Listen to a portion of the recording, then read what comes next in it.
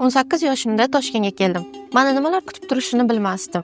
Lekin kim bo'lmoqchiligimni aniq bilardim. Universitetga kirganimda ikki narsani aniq his qilganman. Birinchisi, hech bir kunimni bekorga o'tkazmasligim kerakligini va ikkinchisi, o'sha paytdagi IELTS'im 6 bo'lishiga qaramasdan ingliz tili o'qituvchisi bo'lishni boshlash. Tajribam deyarli yo'q, lekin ichimda kuchli ishonch bor edi. Hali ham eslayman.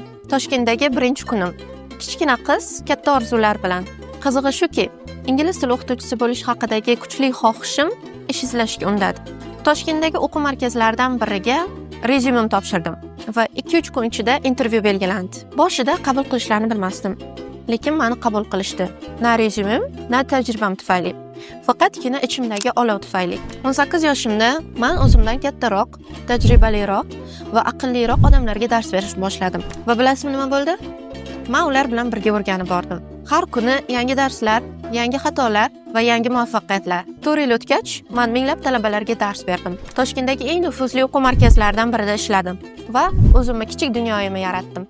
Lekin hozir men yangi yo'nalishni boshlayapman. Bu sahifa faqat ayol qizlar uchun.